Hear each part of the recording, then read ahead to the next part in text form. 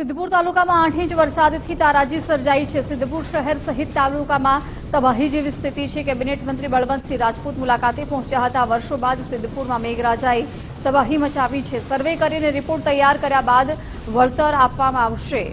Cabinet મંત્રી બળવંતસિંહ રાજપૂત મુલાકાતે પહોંચ્યા હતા। વર્ષો બાદ મેઘરાજાએ અહીં તબાહી મચાવી છે, ત્યારે તેમણે કહ્યું કે સર્વે કરી અને રિપોર્ટ તૈયાર કર્યા પછી પીડિત લોકોને વળતર ચૂકવવામાં આવશે। સિદ્ધપુર શહેર તાલુકામાં ભારે વરસાદને કારણે તબાહીના દ્રશ્યો અત્યાર સુધી સામે આવ્યા છે। અનેક લોકોનું સ્થળાંતર કરાયું છે।